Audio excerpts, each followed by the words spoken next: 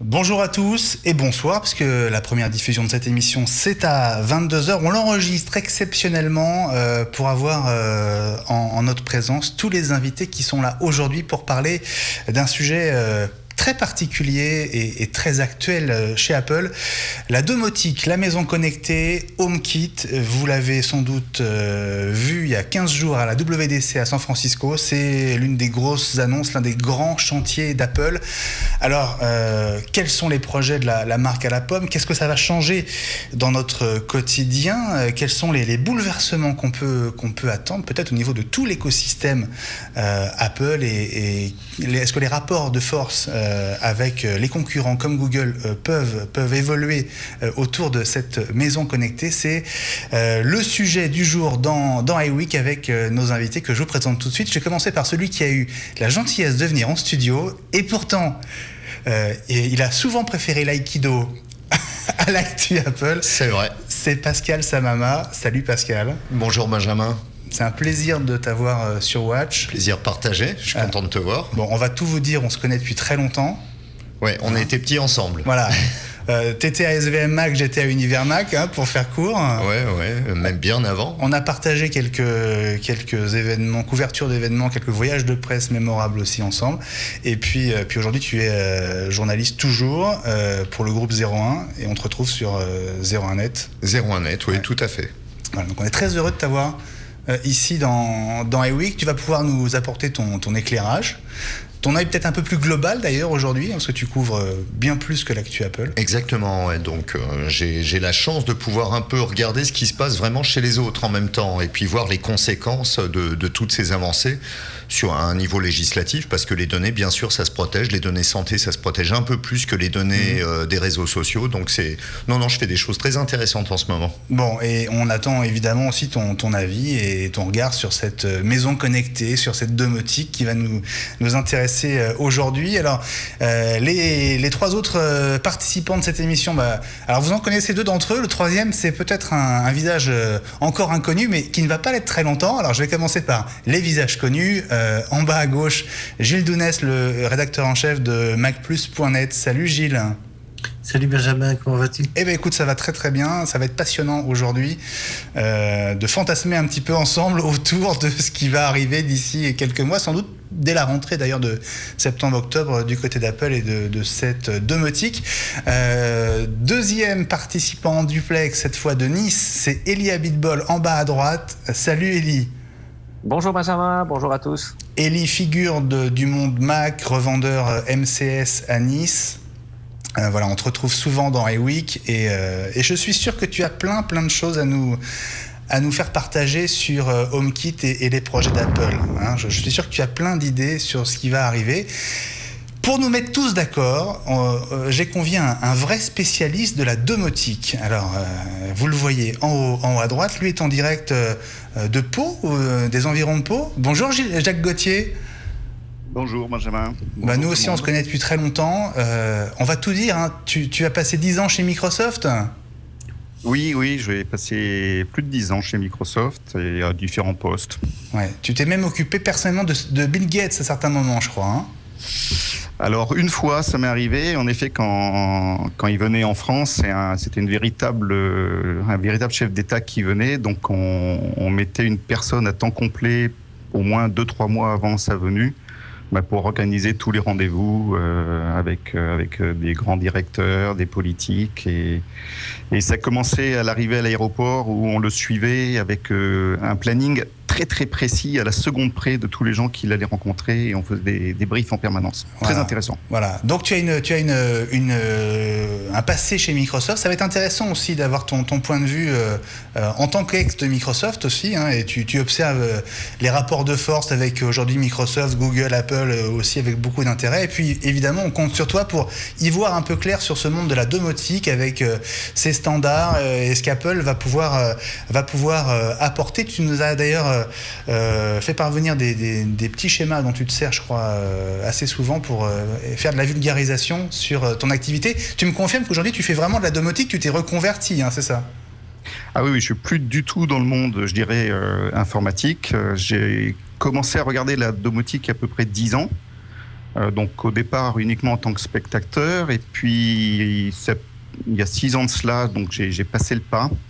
Alors j'ai passé le pas parce qu'avant, les produits étaient pas très stables, trop chers. Donc, il y a plein de raisons qui faisaient que c'était un peu trop délicat d'y aller.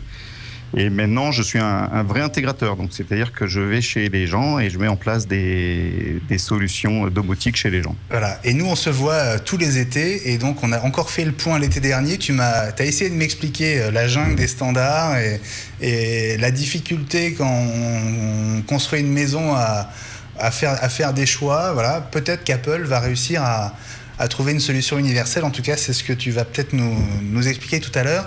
Merci beaucoup d'être avec nous. Avant d'entrer dans le vif du sujet et d'ouvrir ce grand dossier de HomeKit, un mot quand même de l'actu, parce que vous avez tous vu qu'un nouvel iMac est arrivé hier. Alors, je me tourne vers Elie, parce que Elie, tu nous promettais une révolution. Bon. Oui. C'était assez intéressant. C'est-à-dire que ça a commencé par un envoi d'une NDA à Apple, ce qui normalement ne se fait que dans les grandes occasions. NDA, donc, on va rappeler ce que c'est. Une NDA, c'est en fait un Non-Disclosure Agreement, c'est en fait un contrat de confidentialité. Donc Apple fait ça pour les grandes occasions. Donc on a reçu ça en disant, vous allez recevoir un nouveau produit qui s'appelle Nouveau Produit Apple. Et vous n'avez pas le droit de l'ouvrir, vous n'avez pas le droit d'en parler, vous n'avez pas le droit de le mettre sur votre site web, vous n'avez le droit de rien faire avant la date imposée par Apple. Donc ça, vraiment, ils le font exceptionnellement quand il y a des grosses nouveautés. Donc on était tous très excités en se disant, ça y est, c'est un redesign. Puis on avait entendu parler d'un iMac Retina dans les profondeurs de 19.4. Il y avait des résolutions pour un iMac pas supporté aujourd'hui. Donc ça y est, tout le monde était très très excité. Et puis les colis sont arrivés effectivement hier et on a découvert donc un iMac 21 pouces, plutôt entrée de gamme, moins cher certes, mais avec des specs un tout petit peu revus à la baisse. Voilà. Donc c'est bien. Ouais. Ça couvre un segment de marché où on n'était pas aujourd'hui. Mais pour les technoïdes et les geeks que nous sommes, il y a eu une petite déception concernant les performances. Ouais. Alors justement, est-ce que Gilles, tu peux nous dire un peu ce qu'il a dans le ventre et bon, est-ce que c'est une machine intéressante ou pas ? C'est une machine intéressante. Pour compléter ce que disait Elie, on a eu une image un petit peu avant tout le monde. Et pour tout dire, on a eu heureusement que je connaissais personnellement la source, mais on a eu du mal à y croire au départ. On a cru que c'était un fake. C'était un quoi ? Que c'était une image bricolée. Les autres de la rédac n'y croyaient pas du tout. Tellement c'était sans surprise, c'est ça ? Sans saveur, tu veux dire ? Les spécifications étaient faibles, en retrait par rapport à ce qu'on a pu connaître sur un iMac. On a typiquement les caractéristiques d'un MacBook Air. C'est ça. Avec une puce à 1,4 GHz. Core i5. C'est vraiment un iMac pour la bureautique, pour éventuellement quelques retouches photos. C'est typiquement un produit, moi, que je verrais sur le marché de l'éducation pour un lycée ou pour éventuellement une fac, mais juste pour taper des mémoires et des rapports de stage. Voilà. En gros, c'est juste un iMac à un prix plus agressif, mais c'est pas du tout une machine intéressante pour ceux qui veulent en tirer le meilleur parti, quoi. Hein. C'est pas un truc tout pour les dépend joueurs. parce qu'il y a 200 € d'écart, donc tout dépend si dans ton budget, 200 €, ça compte beaucoup. Grosso modo, en caractéristique, le processeur 1.4 est à comparer au 2.7 de son grand frère, donc en fait on est à moitié de puissance. C'est un bicœur au lieu d'être un quad-core, donc on perd 2 cœurs au passage par processeur, c'est-à-dire 4 cœurs de moins, et un disque dur de 500 Go au lieu d'1 Tera, donc on perd la moitié de la capacité aussi. Mais pour tout ça, il y a 200 € de moins. Voilà. Et le fait qu'il sorte au mois de juin, on est à 3 mois de ce qu'on appelle le back to school, donc la rentrée scolaire. Il y a sans doute, effectivement... On va poser la question à Pascal Samama, qui est avec nous. Le back to school. Ouais. Attends une seconde, Gilles. Pascal. Moi, je vais un petit peu. Je suis pas vraiment d'accord avec tout ce qui se dit. Je crois qu'il faut quand même admettre aujourd'hui qu'Apple ne s'adresse pas uniquement à la communauté des Mac fans, qu'elle a envie de s'étendre. On espérait avec l'iPhone un iPhone entrée de gamme qu'on n'a pas eu. L'iPhone 5C n'est pas un entrée de gamme. Et là, enfin, on commence à avoir des produits d'entrée de gamme. Pourquoi ? Parce qu'Apple va commencer à taper l'ensemble de la population, l'ensemble des utilisateurs Internet. Ça n'est plus uniquement des geeks absolus, c'est monsieur et madame tout le monde qui, pour 200 €, ça compte aussi, 200 €, c'est le prix du pack Office, à peine plus, on peut se payer un pack Office et avoir un ordinateur pour travailler, communiquer, surfer, etc. Et Apple va commencer, c'est un vrai levier dans le marché du grand public. Je crois qu'au niveau business, Apple... marque un grand coup, même si je comprends la déception des Mac fans. Ça viendra peut-être plus tard, l'iMac Retina, la machine de guerre. Au niveau des caractéristiques, il y a effectivement un marché et ça peut suffire largement. Ce qu'il y a, c'est que $1090, on s'attendait plutôt à 990 €. Quoi. Oui. C'est bon, la parité dollar-euro est toujours respectée, mais pour un produit avec ces caractéristiques-là, la barre psychologique des 1 000 € aurait été sympa. Maintenant, bon, je suis sûr qu'il est parfaitement utilisable pour 90% de la population. Ce qui est pas mal, s'ils arrivent à les avoir. Faut se rappeler quand même qu'Apple, c'est le seul constructeur de PC à continuer de progresser. C'est sûr. C'est sûr, mais alors pour revenir quand même sur cette stratégie par rapport au monde de l'éducation et de l'entreprise, c'est quand même un vieux serpent de mer chez Apple. On se souvient comment s'appelait ce petit ordinateur portable, pas vraiment l'iMac, c'est ça ? C'est ça. Il y a eu l'iMac, il y a eu le eMac. Oui, il y a eu le eMac, oui. Qui visait aussi le monde de l'éducation. Voilà. Apple cherche quand même de manière régulière à sortir une machine qui va budgétairement, on va dire, faire de l'appel du pied au grand compte, quoi. Ça va être difficile dans les écoles publiques. Ça reste encore trop cher. Ça reste trop cher. C'est sûr. Autre chose à ajouter, les amis. Peut-être l'avis de Jacques Gauthier sur cette iMac d'entrée de gamme. Pas cher, mais en termes de caractéristiques, pas extraordinaire non plus. Jacques ? Oui, alors je suis pas très très spécialiste du monde Mac. Comment tu es équipé, toi, à la maison, d'ailleurs ?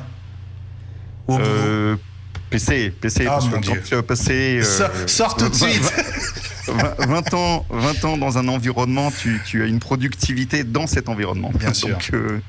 Donc pour cette seule raison, on te pardonne.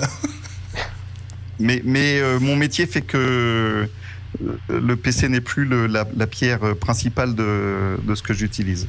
Très bien. Bon, justement, on va parler de ton métier, de HomeKit, de tout ce qui va peut-être, sans doute, probablement, et même sûrement arriver du côté de chez Apple dans les mois qui viennent. On marque une courte pause. On se retrouve dans un instant pour la suite d'iWeek. D'ailleurs, n'oubliez pas le hashtag iWeekTV. Il est marqué en bas. Envoyez-nous vos messages, vos questions via Twitter. On y répondra en direct. À tout de suite.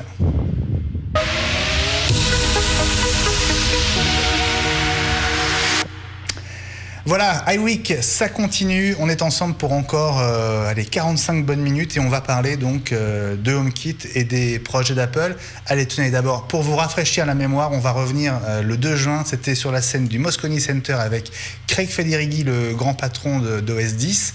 Et voilà comment il a introduit HomeKit, donc ce nouveau kit de développement qui intéresse beaucoup d'entreprises dans le monde de l'objet connecté. Regardez. HomeKit. Voilà, c'est ça, HomeKit. Alors, je vais d'abord me tourner vers Jacques Gauthier parce que Jacques, on a besoin de toi pour comprendre dans quel univers on met les pieds.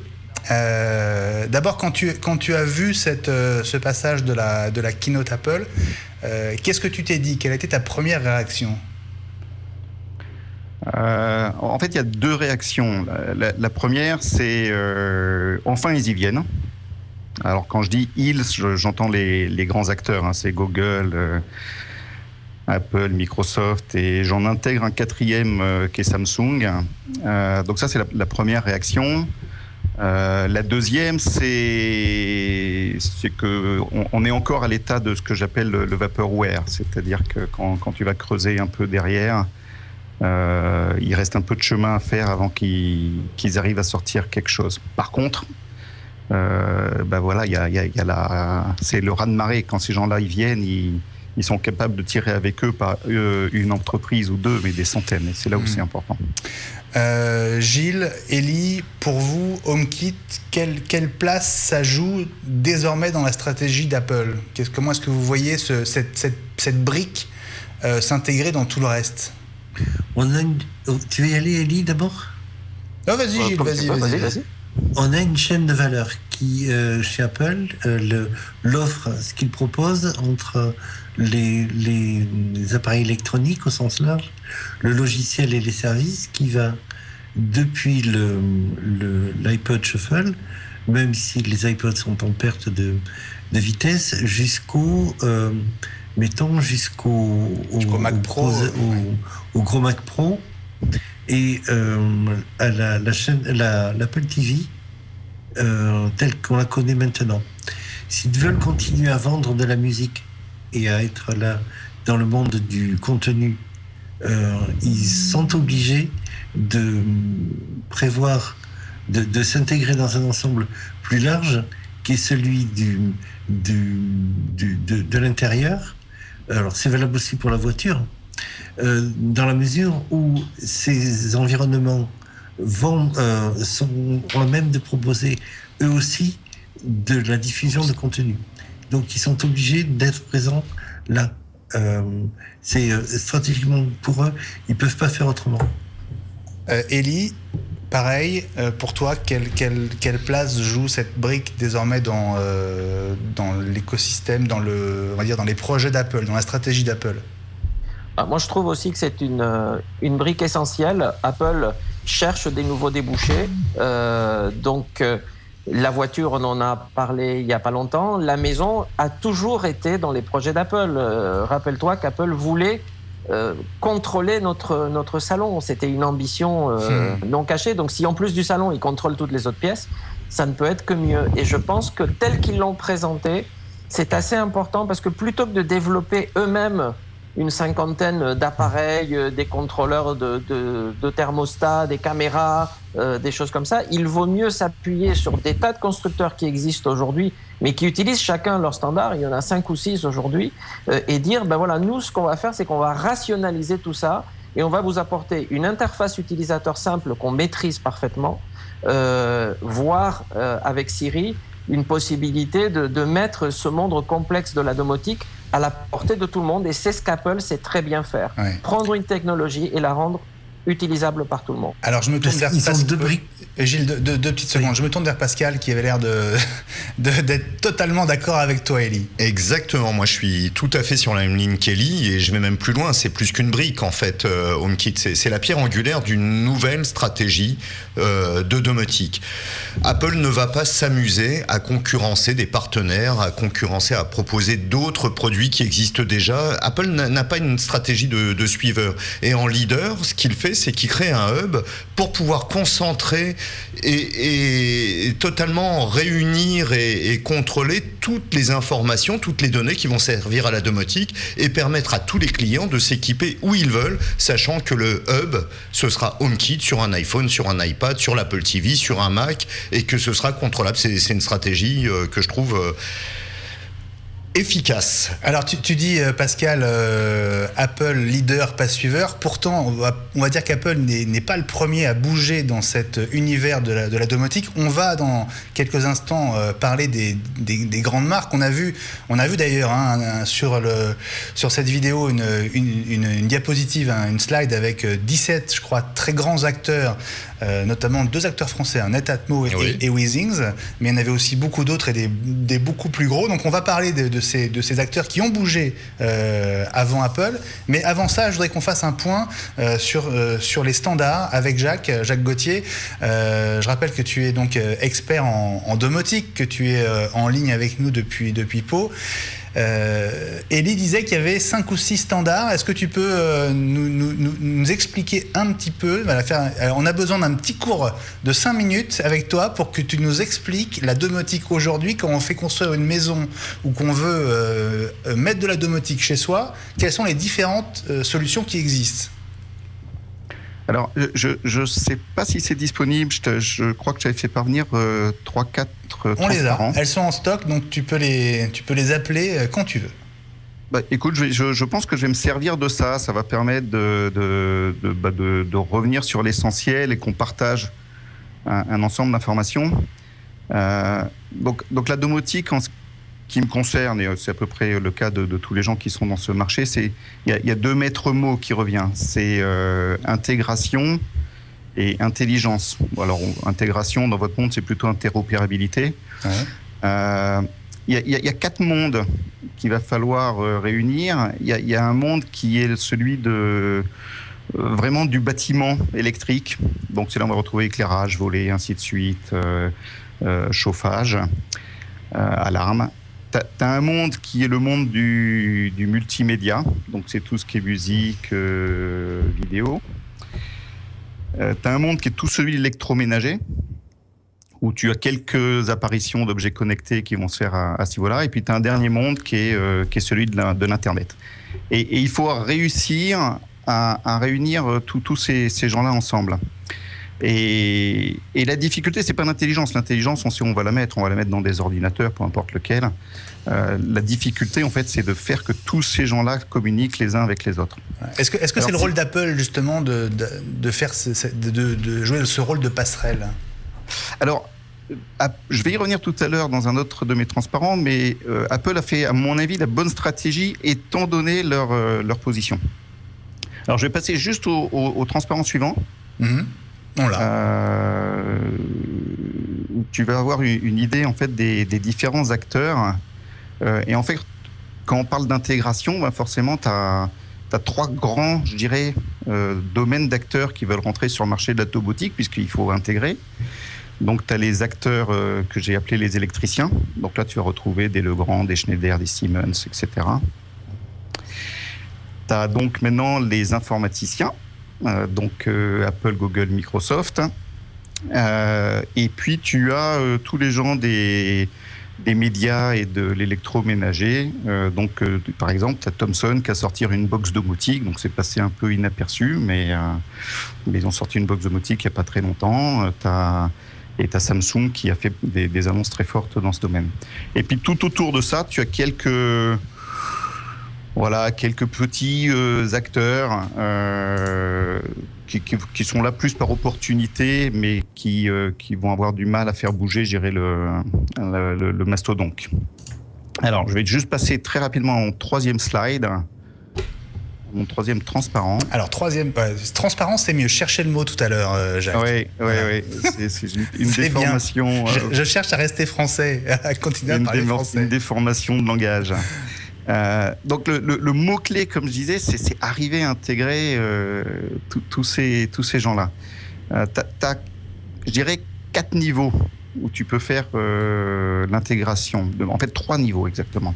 Tout en bas, tu as ce que j'ai appelé le support, c'est-à-dire comment tu transportes l'information. Donc, tu peux transporter sur du bus, donc du filaire en fait, sur du courant porteur, c'est-à-dire une installation électrique qui existe chez toi, de la radio sous toutes ses formes. Alors là, ça va du Wi-Fi au Zigbee, au Z-Wave, etc. Et puis en infrarouge. Au-dessus de ce support, c'est là où rentrent en jeu les protocoles. Donc les protocoles, c'est vraiment le langage de communication qui va permettre à tous ces gens-là de parler les uns avec les autres. Il y en a quelques-uns. Et je les ai pas tous mis. D'accord. Ouais. Donc ça vous donne une idée de la complexité. Du bordel, j'ai envie de dire, mais... Ouais, en fait, je voulais employer le même mot, mais... Du bazar. C'est exactement ça. Il y a un gros bazar. Donc, quand Apple dit « je vais essayer de mettre un peu de rationalité dans tout ça », écoute, je pense qu'ils n'ont pas tout à fait tort. Le problème qu'ils vont avoir, c'est que s'ils viennent rajouter un protocole à tous ces protocoles existants, il va falloir du muscle. Parce qu'en face de toi, tu as quand même aussi des grosses sociétés. Tu vois, des sociétés comme Siemens, c'est pas des petites sociétés, c'est vraiment des monstres aussi. Donc voilà, il y a une possibilité de jouer dans ce jeu-là, mais ça peut être un peu complexe. Après l'intégration... Ouais. Tu les vois plus englober tous les protocoles dans un... sorte Moi, je les vois- sorte de point de passage qui serait compatible avec tous les protocoles existants, c'est ça? Alors, en fait, ils vont jouer sur les deux tableaux. Je vais revenir un tout petit peu après. L'intégration, tu peux la faire au niveau de ce qu'on appelle les box dans notre jargon, des box domotiques. Pas les box c'est pas les box des opérateurs de télécom. Hein. Non, mais les box, les opérateurs télécoms j'en parlerai un peu après, bien évidemment s'intéressent à ça aussi. Ah. Donc il y a des box qui se sont créés aujourd'hui et qui parlent essentiellement un protocole. Donc elles se sont spécialisées sur un protocole, mais font office de passerelle, c'est-à-dire qu'elles vont être capables de gérer 3, 4, 5 protocoles. Et donc c'est au niveau des box que l'intégration va se faire. Ok. Et après, tu as un dernier niveau, qui est le niveau tout en haut, qui est au niveau des API. API, donc les interfaces de programmation. Voilà. Et à ce niveau-là, tu peux te permettre de t'appuyer sur des box existantes qui vont mettre en disponibilité leur propre API, si tu veux. Et au niveau le plus haut, tu vas avoir une forme d'agrégateur, un système qui va te permettre à la fois d'utiliser ton propre protocole. C'est ce que va faire Apple, notamment il a tout un programme de certification autour de HomeKit pour que les constructeurs fabriquent directement des produits qui parleront le protocole d'Apple, mais qui sera capable aussi, à ce niveau élevé, d'intégrer les autres technologies et les autres box via des API mis à disposition par ces gens-là. D'accord. Donc, Bon, Apple se situe un peu tout en haut de la hiérarchie à ce niveau-là. D'accord. Alors, je me tourne vers d'abord Pascal. Qu'est-ce que tu penses de cet état des lieux, quoi? Jacques a amené un élément. Ah tiens, allume ton micro, Pascal. Jacques a amené un élément qui est quand même assez important, c'est les box. Alors les box, on sait qu'aux États-Unis, c'est pas trop encore répandu. En France, Apple va avoir un problème, c'est que nous, on est tous équipés de box, chez Orange, chez Free, chez Bouygues et SFR ou Numéricable, et qu'il va falloir quand même que la technologie d'Apple s'intègre dans ces box. On va pas faire un système parallèle, on va pas nous obliger. Alors est-ce que maintenant les FAI vont développer des box de compatibilité avec les protocoles d'Apple, ceux de Google, ceux de Samsung, et laisser aux gens la possibilité de choisir sa technologie? Je crains que ce soit ça, mais en tout cas la passerelle en France, ça va être les box, si on peut ramener ça à l'échelon hexagonal. Je vais poser une question qui est peut-être complètement stupide, mais c'est pas grave, je me lance. Gilles, tu faisais une analogie tout à l'heure avec le monde de la musique. Est-ce que HomeKit, dans son débouché logiciel grand public, pourrait ressembler à AirPlay, par exemple? C'est tout à fait ça. Apple sait faire. Ils ont eu des difficultés à nouer des partenariats pendant un petit moment. Là, avec AirPlay, ils ont montré qu'ils savaient où AirPrint. Voilà, exactement. Je pensais aux imprimantes aussi, absolument. Ils ont montré qu'ils savaient nouer des partenariats et agréger autour d'eux un certain nombre d'acteurs de l'industrie qui n'avaient pas forcément intérêt à se mettre d'accord. Ils peuvent aussi faire cohabiter deux protocoles, comme on en parlait, comme on a pu le voir chez HP avec les imprimantes AirPrint ou d'autres. Il y a à la fois le protocole de Google, celui le propriétaire de HP, et puis AirPrint, le protocole d'impression sans fil d'Apple. Il y a aussi leur technologie qui s'appelle Bonjour, qui fait que les équipements sur un même réseau local. Oui, ils peuvent se retrouver d'un clin d'œil sans que l'utilisateur n'ait rien à faire. Je me souviens ici, quand on a installé les rideaux, automatisé les rideaux qui étaient motorisés avec une technologie de Deltador, qui était basée sur le HTML et le Wi-Fi. Il fallait que l'électricien coordonne chaque appareil à la centrale, et ensuite, si on voulait un scénario, comme l'a évoqué Federighi, il fallait encore réappuyer sur tous les boutons, les uns après les autres, pour chaque scénario. Quand j'ai dit au gars de chez Deltador, c'était la première fois qu'il installait ça, je vous le mets sur l'iPhone en trois pas, three steps, il m'a dit ok, je demande à voir. Et j'ai mis l'interface en page d'accueil de l'iPhone en deux étapes seulement. C'était Apple et l'iMac versus those step free. D'accord. Gilles, je t'interromps parce qu'on va avancer dans l'émission. Sachez que les tweets commencent à arriver, donc on va les prendre dans un instant. On va répondre notamment à Natsu à propos de la sécurisation des protocoles. Je voudrais me retourner à nouveau vers Jacques Gauthier. Tu as dit que tu allais en parler, mais je crois qu'on a tous envie que tu nous en parles dès maintenant. Les box, justement, qu'est-ce que tu as comme info sur l'intérêt des fournisseurs d'accès Internet par rapport à cet usage domotique, et où est-ce qu'ils en sont? Alors, j'avais un dernier transparent, donc je vais l'utiliser. Yes. Alors, ça n'engage que moi, bien sûr, mais j'ai essayé dans une échelle de temps, de mettre les différentes étapes de la domotique. La première domotique sur laquelle j'ai travaillé, et donc la plupart des intégrateurs comme moi, je l'ai appelée la domotique traditionnelle. C'est celle qui est poussée par le monde des électriciens et qui s'appuie sur un protocole qui est le KNX. Donc protocole très puissant, très sûr, très réactif, avec une richesse fonctionnelle superbe. Donc un très très bon protocole, mais très orienté univers électricien. Alors, c'est vrai que venant du monde informatique, il manque dans ces protocoles toute une facilité d'utilisation. Je vais donner un exemple.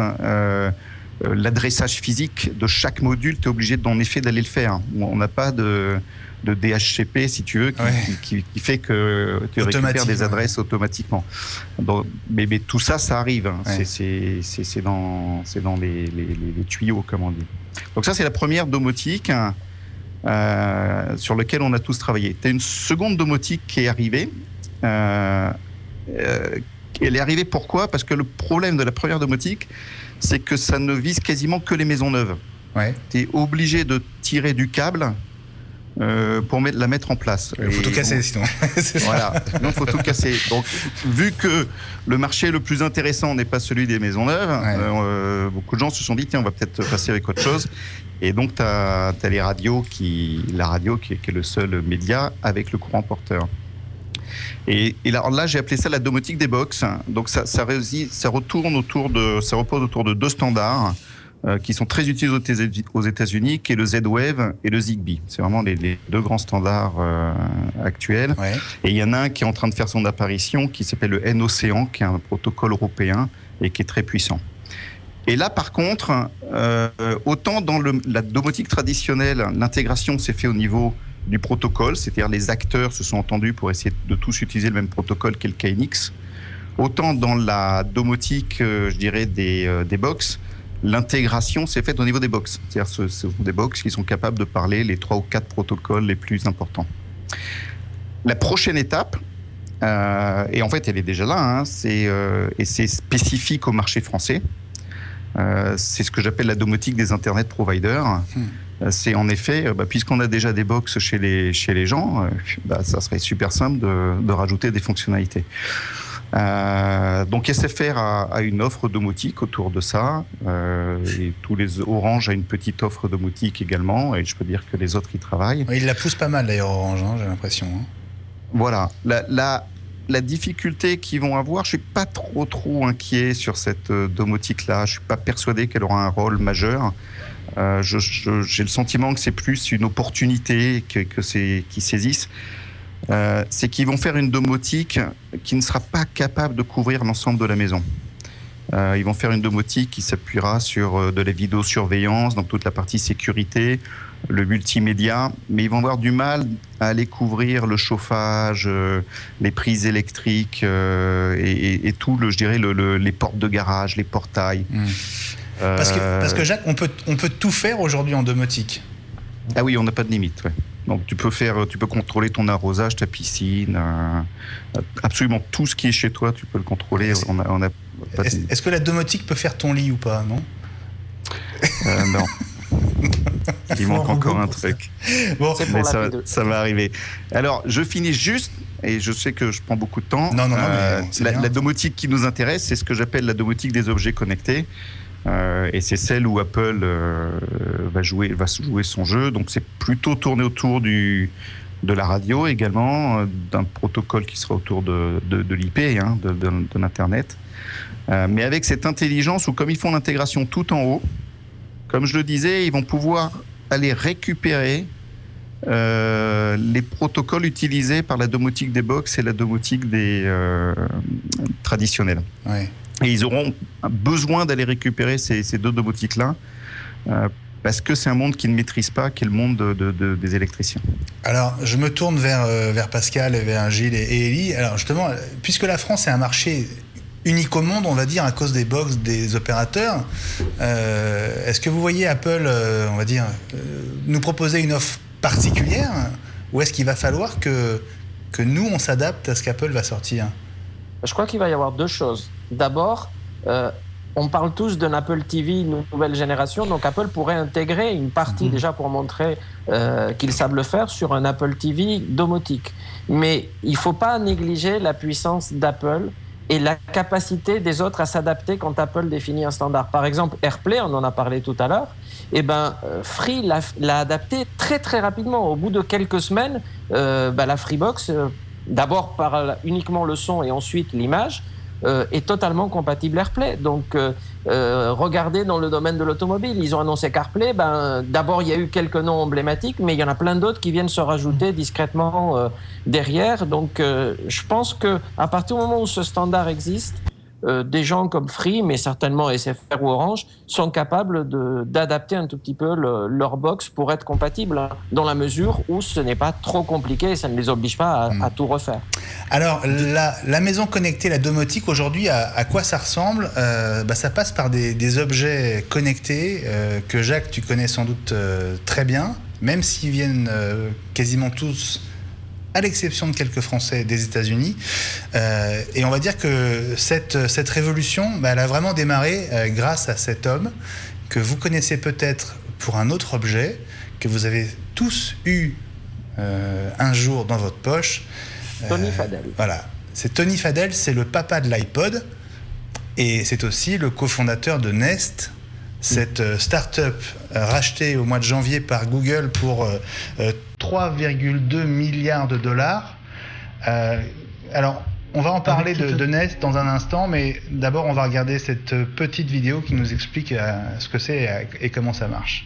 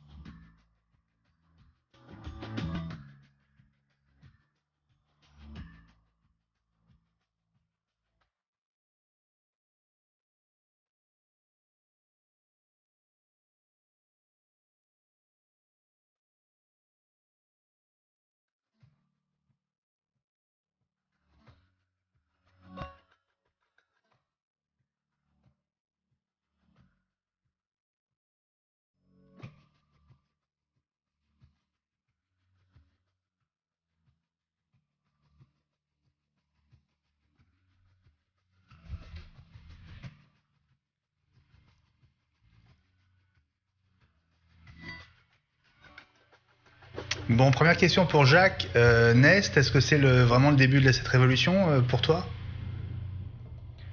Alors, c'est le début de la révolution, je dirais, de la domotique des objets connectés. Parce que, comme tu l'as vu, on fait de la domotique depuis bien longtemps et on n'a pas attendu. Mais ce qui est intéressant, tu vois, c'est Nest, il a été racheté par Google. Hein. Donc, pour une somme quand même assez monstrueuse, hein, plus de 3 milliards de dollars. Hein. Voilà. Et ce qui est intéressant, c'est que, tu l'as vu dans ma présentation, on a employé le terme bordel au niveau des standards. Et là, qui va se passer, c'est que Apple va rajouter son standard, que bien évidemment Google va pas rester sur le côté, il va rajouter le sien, que Microsoft va faire le sien. Il y a un dernier acteur qu'il faut pas négliger, qui est Samsung. Justement, je voulais te lancer là-dessus tout à l'heure. Qui, à mon avis, sera le quatrième acteur et qui va également lancer le sien. Voilà, donc 4 standards en plus. Donc lequel sera le plus puissant pour arriver à attirer une communauté derrière lui, on va le voir. La force de Apple, et ça je le reconnais, c'est sa capacité à rendre simple des choses complexes. Et ils ont vraiment leur rôle à jouer là-dedans. Dans leur architecture telle qu'elle a été présentée, il manque un petit élément qui est un concentrateur, parce qu'il faut, dans une maison domotique, que tu aies un élément qui parle en permanence avec l'ensemble des objets connectés et de l'électricité. Donc une intégration dans l'Apple TV, par exemple, ça me paraît essentiel. Si tu n'as pas d'intégration quelque part dans un concentrateur, l'iPhone ne suffira pas. Tu veux dire qu'il faut un élément hardware, matériel de toute façon, c'est ça que tu veux dire? L'iPhone ne suffit pas. L'iPhone, c'est une télécommande universelle, mais quand tu n'es pas là, tu as des scénarios qui continuent à jouer. Tu as des scénarios qui vont vérifier s'il a plu dans la journée, et s'il n'a pas plu, ça lance l'arrosage. Et il faut que tu aies un élément concentrateur dans le sein de la maison qui fasse ce métier permanent. D'accord. Juste un oui, petit point, prie. Benjamin, justement par rapport à ça. On a parlé tout à l'heure des box et on en a vu quelques-unes dans le slide. Le principal défaut des box domotiques qu'on voit aujourd'hui, c'est que pour des raisons de prix certainement ou de contrôle, l'intelligence a été déportée sur un serveur. C'est-à-dire que ce sont des box qui ne marchent que lorsque tu es connecté sur Internet. Et leur défaut, c'est que si tu perds ta connexion ADSL, tes scénarios, tu veux allumer une lampe parce que tu as équipé toute ta maison, si tu n'as pas d'ADSL, tu es un peu dans le noir et ça peut être un problème. Donc il va falloir ramener une partie de l'intelligence au niveau de la box domestique. Alors justement, on a une question sur la sécurisation des protocoles. C'est Natsu qui vous la pose via Twitter avec le hashtag iWeekTV. Vous voyez, la sécurisation des protocoles fournis par HomeKit est-elle performante? Certains sites fournissent des backdoors à ces systèmes. Jacques, je crois que c'est une question pour toi. Hein. Ah oui. Alors, et on embrasse Guillaume Jette d'ailleurs, qui est devant juste son une écran. toute petite parenthèse avant de répondre à la question, je me permets. Il y a en effet des box qui reposent complètement sur le cloud, et donc quand Internet n'est pas là, on est dans le noir. Heureusement, il y a aussi plein de box qui ont les deux connexions, une connexion locale et une connexion via le cloud, qui fait que quand on n'a plus Internet, ça continue à marcher. Pour ce qui est de la sécurisation, là aussi, il y a des protocoles qui n'ont pas intégré, je dirais, dans leur définition de sécurité. Donc là, c'est des vrais passoires.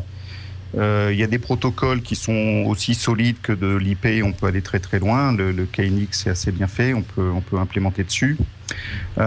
Après, en termes de sécurisation, la façon dont nous on installe les maisons, c'est que on fonctionne en relation maître-esclave entre l'alarme et les protocoles domotiques, c'est-à-dire que l'alarme, qui a toujours des protocoles propriétaires et qui a tout un tas de fonctionnalités d'anti-brouillage, de systèmes de radio, etc., fait la sécurité de la maison et elle communique à l'ensemble de la domotique son état pour pouvoir marcher. Donc c'est vrai que si on s'appuie que sur de la domotique, pour faire de la sécurité, on peut avoir quelques dangers aujourd'hui. Oui. Il faut passer par un système d'alarme qui sera le maître du système. D'accord. Question à Gilles et à Élie. Est-ce que vous êtes un peu équipé domotique ou pas du tout encore? Moi, oui. Moi, je suis équipé parce que c'est une technologie que j'adore. Donc j'ai regardé un peu ce qui se fait sur le marché et j'ai décidé de tester une solution française, 100% française, qui est MyFox, que certains connaissent, qui est développée à Toulouse et qui est une petite box effectivement reliée sur ADSL, pas très chère, avec des fonctionnalités qui évoluent et qui permet d'avoir des cartouches qui permettent donc d'utiliser tous les standards. C'est-à-dire qu'au départ, c'est du DIO, mais on peut mettre de l'Enocean. L'Enocean est un protocole très rigolo parce qu'en fait, on n'utilise plus de piles. Le principal problème de ces accessoires aujourd'hui domotiques radio, c'est que il fonctionne avec des piles, donc évidemment il faut changer les piles et ça fait un paquet de piles à changer tous les ans ou tous les 2 ans. Et Enocean, ils ont eu cette idée où quand on utilise le capteur, il puise son énergie d'un mouvement, quand on appuie sur un interrupteur par exemple, et du coup il n'a pas de pile, et ça c'est rigolo. Et donc MyFox, j'ai discuté sur Twitter avec le PDG, et évidemment, ils ont regardé HomeKit et je lui ai posé la question dès le lendemain de la WWDC. Je lui ai dit quand est-ce que MyFox va supporter, où est-ce que vous allez supporter HomeKit, et il m'a dit c'est une obligation, il va falloir qu'on s'y mette. Ah. Donc, Jacques, tu connais cette box française ? Oui. C'est un très très bon choix parce que c'est une excellente box. Alors elle a le petit défaut en effet de reposer sur le cloud. Par contre, elle fait ce que je disais tout à l'heure, c'est-à-dire qu'elle fait passerelle puisqu'on peut communiquer avec différents protocoles. Ils sont très intelligents parce qu'ils ont déjà intégré le fait de mettre à disposition des API, c'est-à-dire que d'autres agrégateurs pourront venir utiliser, je dirais, la MyFox pour les intégrer dans un ensemble. Non, c'est une super boîte, très très bien. Eh ben voilà, donc ton choix est validé, Elie. J'espère que tu ne devras pas tout changer quand HomeKit va débarquer. Mais je pense pas. Gilles, toi aussi, tu es équipé domotique un petit peu ou beaucoup ? Un petit peu, et je me suis dit que quand j'ai vu le bordel pour utiliser le vocable que tout le monde a pris par consensus, je me suis dit que j'allais attendre que Apple y mette son nez là-dedans. C'était en 2010 et puis j'attends toujours. Et je crois que je vais être exaucé bientôt. Ouais, je pense que c'est pour bientôt. On a une question d'un ami de la maison, Fabrice Arad, qui est en régie, que je salue, que vous retrouverez avec moi tout à l'heure dans Broadcast Time. D'ailleurs, pour une émission très intéressante si vous faites de la vidéo, puisqu'on va tester en live un rack qui permet d'ajouter des surcouches vidéo à une image, par exemple des fils Twitter, des logos qui tournent. Enfin, on va bien s'amuser dans Broadcast Time. Première diffusion, ce sera ce soir à 21h. Et donc, question de Fabrice, sans doute pour Jacques, il nous fait passer le nom d'une boîte qui s'appelle Savante Technologies, apparemment qui s'interface déjà avec des Mac. Est-ce que ça te dit quelque chose ? Je ne vais pas dire de bêtises en posant la question, mais j'espère que c'est ça.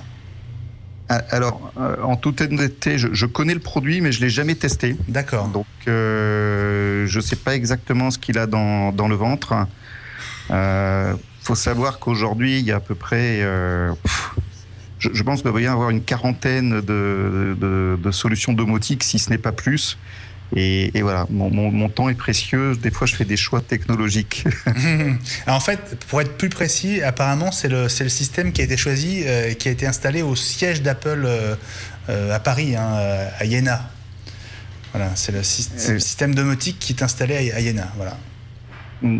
J'ai pas testé ce produit. Bon, alors, tu sais quoi, quand HomeKit sera officiellement lancé, on refera une émission. Et d'ici là, on se sera débrouillé pour en parler davantage. Juste une petite anecdote. Moi, j'utilise donc la domotique, on vient d'en parler, mais j'utilise aussi de l'éclairage Philips Hue parce que j'adore ça. Et évidemment, ce sont 2 protocoles différents qui ne se parlent pas entre eux pour l'instant. Il faudrait utiliser les API, mais donc HomeKit va peut-être me permettre, avec une seule interface, de piloter et ma domotique et mon éclairage, ce qui sera un grand progrès. Voilà, on va rappeler que ce sont les ampoules connectées de Philips, Pascal. Oui, exactement, c'est les ampoules connectées de Philips. Moi, si je peux intervenir quand même sur le sujet, avant de me lancer quand même sur la domotique et équiper toute ma maison dessus, j'attends de voir quand même ce qui va se passer au niveau de la sécurité, parce qu'on voit que les hackers sont de plus en plus performants, qu'il y en a qui le font pour des fins de grand banditisme ou de banditisme ou de délinquants. Il y en a qui pourraient s'amuser à couper des éléments de la maison. Est-ce qu'il ne faut pas quand même attendre que les sécurités soient un peu fermées, qu'il n'y ait pas de problème? On se rend compte aujourd'hui que des coupures ADSL, et il y en a, on se rappelle des pannes chez tous les opérateurs, ils en ont tous souffert. S'il y a une panne d'ADSL à la maison, Plus rien ne fonctionne, je peux même plus allumer la lumière. Et puis la domotique, ça va jusqu'à la serrure de la porte. Exactement. Il y a maintenant des serrures connectées, Jacques, qui permettent de... on ouvre sa maison comme une chambre d'hôtel, en fait. Oui, mais je reviens quand même sur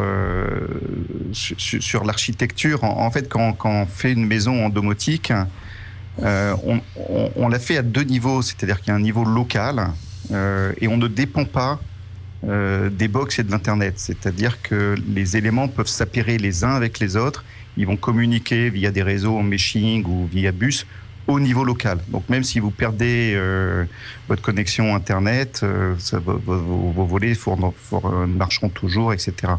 Et une fois de plus, pour la sécurité, moi je serais le premier à avoir peur de me baser sur les protocoles domotique pour sécuriser ma maison, et c'est pour ça que je mets en place les alarmes.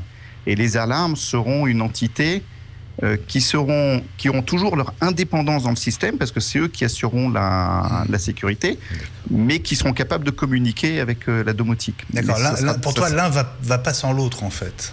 Oui, c'est une brique qu'il faudra intégrer. C'est-à-dire que, pour vous donner un exemple peut-être d'usage, quand vous quittez la maison, ce que vous faites, c'est que vous tapez un code, par exemple, sur votre alarme, qui la met en sécurité, et c'est votre alarme qui va dire au système domotique « ça y est, je suis en sécurité ».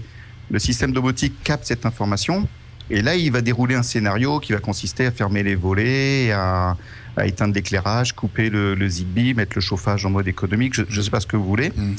Mais les deux sont liés, mais dans une relation maître-esclave. Et il faut garder cette structure-là.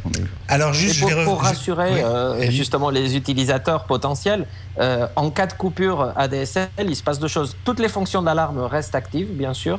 Et deuxièmement, vous avez automatiquement un message du serveur qui vous arrive par SMS, vocal ou mail sur votre téléphone en disant « Attention, j'ai perdu la liaison avec la box ». Et donc, c'est là où il faut être un peu vigilant. D'accord. Pour revenir sur les grands acteurs qui sont en train de se mettre en branle autour de HomeKit, vous avez vu tout à l'heure les 17 logos, dont 2 français, je rappelle, Withings et Netatmo. On en dira peut-être un mot dans un instant avant de conclure. Il y a une marque très, très importante, et tu me le confirmeras, Jacques, c'est Honeywell, un acteur américain, qui vient de lancer justement, qui vient de communiquer autour de son propre thermostat intelligent. Il s'appelle Lyric, il sort au mois d'août à $279. Regardez à quoi ça ressemble. Your life's not that predictable. If you can't learn your schedule, how's a thermostat supposed to? But now there's a thermostat that will adapt to you, making sure you're comfy, cozy, whatever you do. Imagine changing the temperature from 30,000 feet, willing things warmer without leaving your seat, automatically adjusting when you're on your way, saving even more when you have to stay, waiting to change when you're working from home. Think energy savings like you've never known, keeping things feeling like 72 degrees. Because a dry 72 can make some people freeze. Getting things ready for company from miles away, controlling your thermostat without ever touching the display. With the Lyric thermostat, your life will not be learned. It'll be in tune. Your thermostat will finally adapt to you. Bon, Pascal, ils ont dû être contents, les gens de Nest, quand ils ont vu arriver Lyric. Bah, évidemment, c'est la même chose. Non, c'est pas tout à fait, parce qu'il y a 2 écrans. Il y en a un qui est rond et l'autre, il est rond aussi. Ouais, c'est vrai. Non, mais là, ce que j'aimerais quand même dire, c'est qu'on parle, c'est vrai, beaucoup des technologies américaines. Je les utilise, je suis utilisateur des technologies Apple, Google, Microsoft, évidemment. En domotique, on oublie quand même qu'on a un gigantesque leader qui s'appelle Legrand, qui est un leader international. C'est pas une PME locale. Ils sont à Limoges, leur siège est toujours à Limoges. C'est un peu comme Siemens. Hein. Je me rappelle avoir visité c'était avant le lancement de l'iPhone, c'était au moment de l'iPod Touch, leur maison connectée, leur maison domotique, qui permettait à chaque occupant de la maison, avec une seule clé, de reconnaître les habitudes, d'allumer. Il y avait des fonctions de sécurité. Si j'ai une fuite d'eau, je suis prévenu directement, à l'époque par SMS, mais l'eau était coupée. Il faudrait pas laisser penser aux gens que la France est en retard dans ce domaine. En revanche, il n'y avait pas Legrand dans les 17 sur le transparent d'Apple. Hélas. Il n'y avait pas Nest non plus. Il n'y avait pas Nest. Et c'est sans doute pour ça qu'Apple se rapproche Fadel est un peu fâché, j'imagine. Je crois qu'il voulait montrer Nest à Steve Jobs avant sa disparition, ce qui n'a pas eu lieu, je crois. Ouais. En revanche, il y avait Honeywell, et c'est sans doute sur Honeywell qu'Apple va s'appuyer pour cette partie thermostat. Il nous reste une grosse minute pour conclure. Peut-être parole à Jacques, notre invité du jour. Jacques, pour toi, ça débouche quand et sur quoi en premier HomeKit ? Alors, oui, je suis complètement d'accord. Nous, on fait de la domotique depuis longtemps, que ce soit avec des sociétés françaises comme Legrand ou des acteurs comme Aguerre, Schneider. Ils ont tous des solutions, ça marche. Et on n'a pas besoin, dans l'absolu, je dirais, de ces grands acteurs. Mais là où on a besoin d'eux, c'est qu'ils ont une puissance de feu mondiale. Qui fait qu'ils sont capables de traîner et de tirer derrière eux toute une industrie qui vienne de Chine, du Japon, d'où tu veux. Donc moi, on sait le faire aujourd'hui. Ils vont arriver d'ici, à mon avis, 1 an et demi, 2 ans, parce qu'il faut que toute une industrie les suive. Tant de temps que ça. C'est long, hein ? Je pense. Ouais. Je pense qu'avant que toute une industrie les suive, et il faut voir que je viens du monde informatique. Et du monde informatique, on est sur une logique de temps où on sortait des produits tous les ans. Quand vous arrivez dans le monde du bâtiment et de l'électricité, le temps de vie d'un produit, c'est 10 ans. Ils ne sont pas du tout sur la même vitesse que l'industrie informatique. Un mot, Pascal. Juste un petit mot. Tu parles de bâtiment, Jacques, et je suis tout à fait d'accord avec ce que tu viens de dire. Justement, dans le bâtiment, on sait que tout ce qui s'y passe est normé, certifié. Est-ce qu'on ne va pas devoir certifier ou normer ces différents thermostats pour qu'ils soient compatibles avec nos équipements ou qu'ils apportent un niveau de fiabilité absolu ? Allez, en 10 secondes, Jacques. En 10 secondes, vous prenez les thermostats comme Nest, ils vont s'appliquer sur à peine 20% du marché existant, parce qu'en France, on ne fait jamais les choses simplement. Les radiateurs à fil pilote, pour donner un exemple, on est les seuls à faire ça. Donc le thermostat de Nest ne sert à rien en France. Voilà. Je suis totalement d'accord. Au moins, c'est clair. Et on était arrivé à cette conclusion-là quand on a essayé de parler des marchés européens, c'était pas compatible. Bon, très bien. Je pense qu'on en reparlera de HomeKit et de tous ses débouchés. Je voulais remercier Jacques Gauthier, que j'aurai le plaisir de voir en vrai très bientôt. Jacques, salut, merci d'être venu sur Watch, tu es le bienvenu quand tu veux. Bah écoute, ça a été un plaisir pour une première fois et j'ai grand hâte de revenir vous présenter la domotique si ça vous intéresse. Eh ben, on en reparlera parce que je pense que c'est un sujet qui ne fait que commencer. Et évidemment, puisque maintenant Apple s'y met, tu as désormais ta place dans la bande d'iWeek, Jacques. Salut, salut aussi à Ellie et à Gilles. À très bientôt, bonne journée. À bientôt. Ellie, je crois que tu as une belle journée devant toi, donc profites-en bien et je vous dis à bientôt. Merci aussi à Pascal Samama que vous retrouvez sur 01net. Merci Benjamin. Tout un plaisir de te recevoir. Encore. Et salut toute l'équipe de 01 pour nous. Je leur dis, ils te font la bise. À bientôt et les programmes de Watch continuent. À très vite.